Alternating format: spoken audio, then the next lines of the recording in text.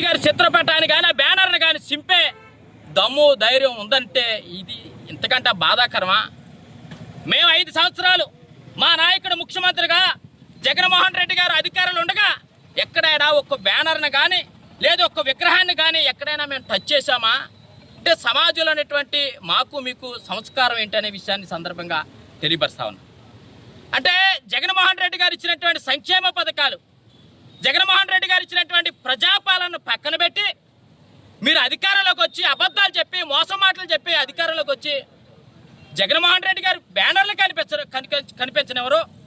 ఒక పక్కన దివంగత నేత రాజశేఖర రెడ్డి గారి ఇలా విగ్రహాలని చూసే పరిస్థితి వారలేని పరిస్థితి కనిపిస్తుందనే విషయాన్ని ఈ సందర్భంగా చాలా స్పష్టంగా అనిపిస్తా ఉన్నాం. మేము పోలీసు వారిని ఒకటే కోరుతా ఉన్నాం, మీరు నీతిగా నిజాయితీగా కరెక్ట్గా కనుక పనిచేస్తే ఇవాళ పేద ప్రజల యొక్క ఆత్మగౌరవం కాపాడుతుంది.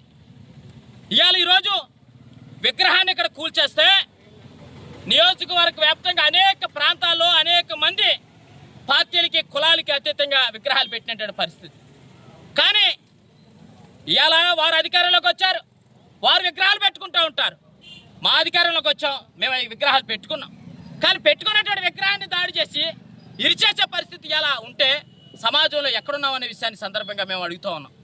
అందుకనే పోలీసు వారిని ఒకటి కోరుతా ఉన్నాం, మీరు చిత్తశుద్ధితో పనిచేయండి, పార్టీలకు అతీతంగా పనిచేయండి, వ్యక్తులకు అతీతంగా పనిచేయండి. ఎవరైతే రాజశేఖర రెడ్డి గారి విగ్రహం మీద దాడి చేశారో, ఎవరైతే జగన్మోహన్ రెడ్డి గారి బ్యానర్ మీద దాడి చేశారో, ఎవరైతే బ్యానర్ని చింపేశారో వారిని శిక్షించండి.